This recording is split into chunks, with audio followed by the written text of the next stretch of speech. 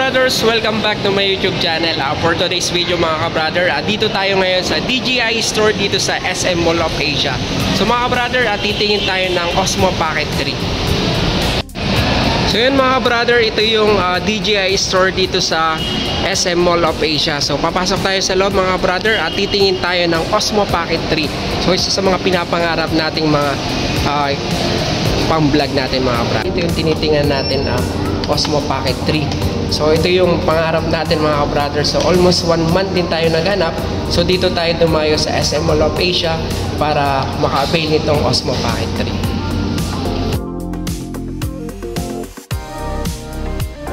So kasama natin si Sir Eugene. Sir, ano mga kasama niyan sa package, sir? Kung sakali. Ito yung sa filter combo.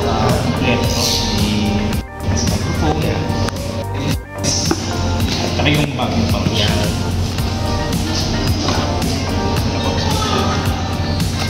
So mga brother, ito yung kasama daw sa package.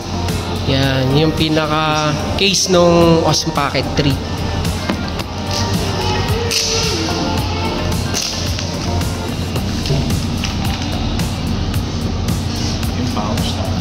Kasama ang pouch. Battery handle. Yan, battery handle. Yung tripod mount. Tripod mount. Sa battery handle sir, pwede rin siya sa tripod. So pwede daw siyang lagyan ng tripod. Ito yung tripod. Yung tripod. Wireless mic. Wide angle lens. Wide angle lens. Yung magnet para dun sa mic. Windscreen, tapos yung cable, C2C cable, tapos yung mismong unit. Yan, yung mismong unit. Yan. So mga brother, ito daw yung kasama sa package yan. So once nagka-build tayo ng creator combo, yan yung kasama sa package. Pag naka-open to sir, yan, naka-bukas yung gimbal mo. Huwag mo siyang ilalapag mo. Apa?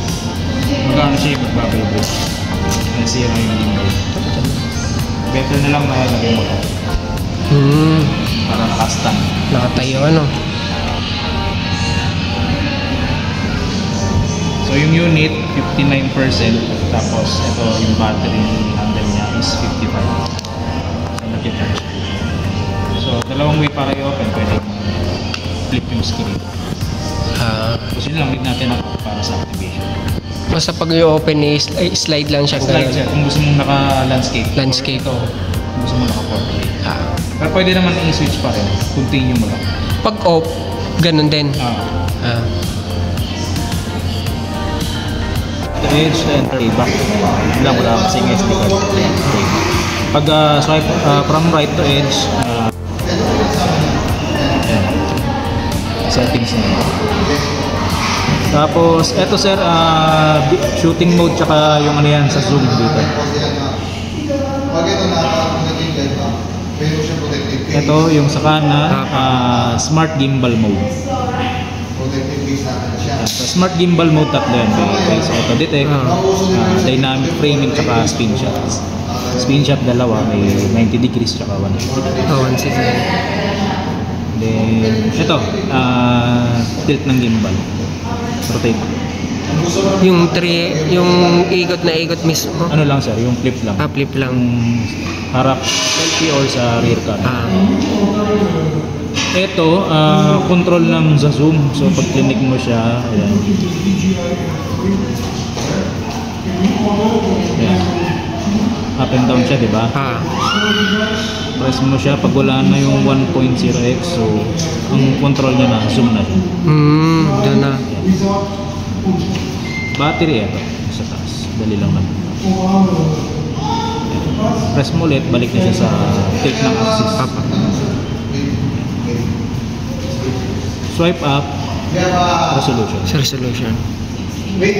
Tapos ano to sir, pag naka-landscape, max ng 4K. Pag na-gano ka, portrait 3K lang.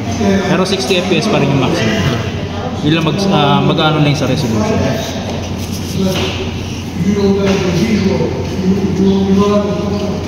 Swipe down sir, nandito yung ibang settings. Tapos yung basic gimbal modes ito.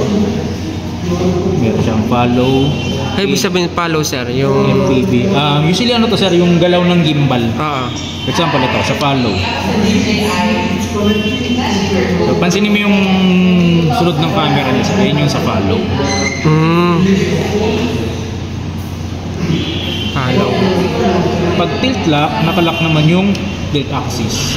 Steady lang siya. Steady yung sa horizon, yung tilt niya mismo. Kanina di ba sumunod yung camera? Yun yung sa follow eh. Follow. Tilt yan, Ayan, nakalock. naka-tilt lock siya. Yun, kumbaga sa subject, ano mo lang siya, susunod siya.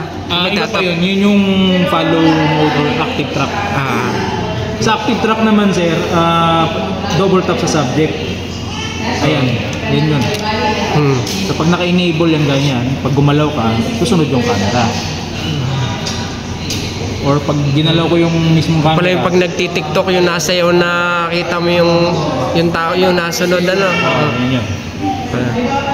Tap lang ulit para mawala yung Tatlong tap. isa lang. Isa. Pag double tap, Yan. active track. Active. Single tap para ma-cancel yung active track. FPV sir, FPV or first person view, ito yung mismong action ng camera. Halos same lang siya ng follow. Follow. Pero mas mabilis yung pagsunod ng camera. Ano, di ba? FPV or first person view. Pero yung kalimitang video, alin yung kalimitang ginagamit lang doon? Yung Follow. Follow yung ano.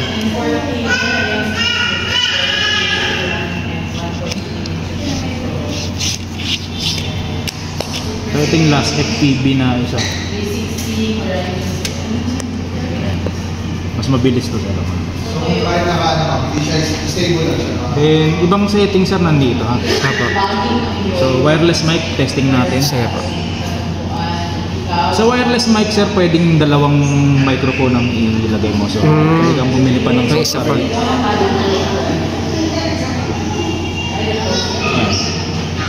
So, yun yung indicator.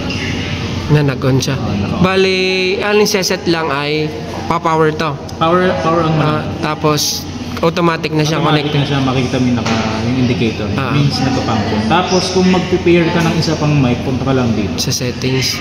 Ayan o, isa pang mic. I-click mo lang naman yan sir, tapos ito, i-press mo to. Kasi pag bumili ka ng bagong mic, naka-green yung color nito. So hintayin yung mag-blink ng Blue. Tapos long press para sa bearing. Ganito. May instruction din naman dito. Sige po.